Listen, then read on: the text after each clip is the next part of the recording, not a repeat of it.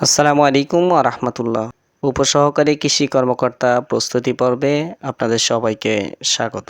আমি আপনাদের সাথে আছি মোহাম্মদ বাবুল রেজা বাবু, উপসহকারী কৃষি কর্মকর্তা, গাজীপুর, সিরাজগঞ্জ। আজকের ভিডিওটি উপসহকারী কৃষি কর্মকর্তা প্রিলিমিনারি প্রস্তুতির উপর, টেকনিক্যাল পার্ট কৃষি বিষয়ের উপর সংক্ষিপ্ত প্রশ্নোত্তর পর্ব। প্রশ্ন নাম্বার 1, ফসল উৎপাদনের উদ্দেশ্যে জমির চাষাবাদকে কি বলে? উত্তর হবে কৃষি। প্রশ্ন 2, কৃষির প্রধান উপাদান কোনটি? উত্তর হবে মাটি। প্রশ্ন 3, বিজ্ঞানের যে শাখায় কৃষি উৎপাদন প্রযুক্তি ও কৃষি বিষয় সহ অন্যান্য বিষয়াদি জানা যায় তাকে কি বলে? উত্তর কৃষি শিক্ষা বলে। প্রশ্ন নাম্বার 4, মাটিকে ব্যবহার করে যে কোনো উৎপাদনকে কি বলে? উত্তর হবে কৃষি। প্রশ্ন নাম্বার 5, বাংলাদেশের আর্থসামাজিক উন্নয়নে মূল উপাদান কোনটি? উত্তর হবে কৃষি। প্রশ্ন নাম্বার 6, 2022-23 অর্থবছরে জিডিপিতে কৃষি খাতের অবদান শতকরা কত ভাগ? উত্তর হবে 11.61%। প্রশ্ন নাম্বার 7, রপ্তানিযোগ্য কৃষিজাত পণ্য কোনগুলো? উত্তর কাঁচা পাট, পাটজাত দ্রব্য, চিংড়ি, চামড়া ও চা। প্রশ্ন নাম্বার 8, বাংলাদেশের মোট শ্রমশক্তির শতকরা কত ভাগ সরাসরি কৃষি খাতে নিয়োজিত? উত্তর প্রায় 47 ভাগ। প্রশ্ন নাম্বার 9, বাংলাদেশের কত ভাগ লোক প্রত্যক্ষ বা পরোক্ষভাবে কৃষি খাতে নিয়োজিত? উত্তর শতকরা 80 ভাগ। প্রশ্ন নাম্বার 10, মানুষের মৌলিক চাহিদা কোনগুলো? উত্তর খাদ্য, বস্ত্র, বাসস্থান, চিকিৎসা ও শিক্ষা। প্রশ্ন নাম্বার 11, আমরা বেঁচে থাকার জন্য সম্পূর্ণরূপে কিসের উপর নির্ভরশীল? উত্তর কৃষির উপর নির্ভরশীল। প্রশ্ন নাম্বার 12, বস্ত্র তৈরির মূল উপাদান বা কাঁচামাল কোনগুলো? উত্তর পাট, তুলা, রেশম। প্রশ্ন নাম্বার 13, পেনিসিলিন নামক জীবন রক্ষাকারী ঔষধ তৈরি হয় কোনটি হতে? উত্তর পেনিসিলিয়াম নামক ছত্রাক হতে। প্রশ্ন নাম্বার 14, সর্বপ্রথম আবিষ্কৃত অ্যান্টিবায়োটিক পেনিসিলিন আবিষ্কার করেন কে? উত্তর আলেকজান্ডার ফ্লেমিং।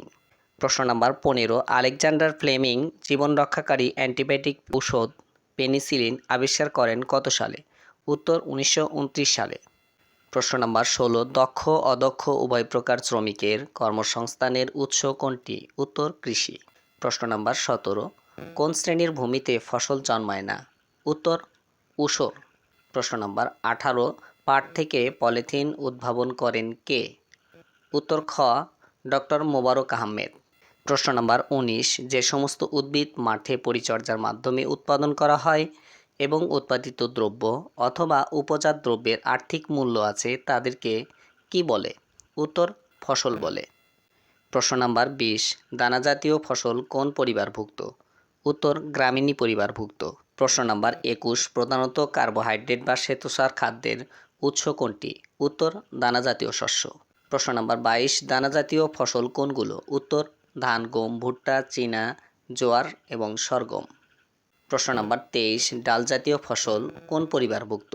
উত্তর লিগুমিনেসি পরিবারের অন্তর্ভুক্ত। 24, ডালজাতীয় ফসল কোনগুলো? উত্তর মুগ, মসুর, ছোলা, মাসকলাই ও মটর। প্রশ্ন নাম্বার 25, আমিষের অন্যতম উৎস কোনটি? উত্তর ডালজাতীয় ফসল। প্রশ্ন নাম্বার 26, তেলজাতীয় ফসল কোনগুলো? উত্তর সরিষা, সয়াবিন, তিল, তিসি এবং বাদাম।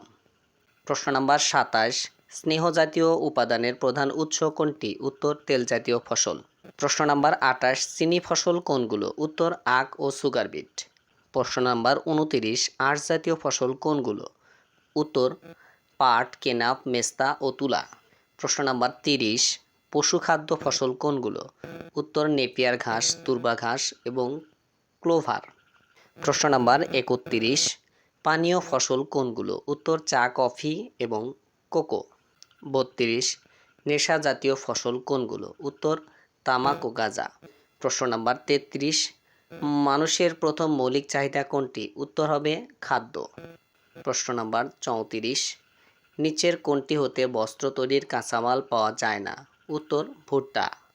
প্রশ্ন নাম্বার 35, দেশের শতকরা কত ভাগ মানুষ প্রত্যক্ষ ও পরোক্ষভাবে কৃষির উপর নির্ভরশীল? উত্তর 70 থেকে 80%। প্রশ্ন নাম্বার 36, বাংলাদেশের রাজস্ব আয়ের কত ভাগ কৃষি হতে আসে? উত্তর 2/3। প্রশ্ন নাম্বার 37, সবুজ সার ফসল কোনগুলো? উত্তর ধৈঞ্চা, এপিল ও কাউন। 38, শিল্প ফসল কোনগুলো? উত্তর পাট, আখ, রাবার ও তুলা।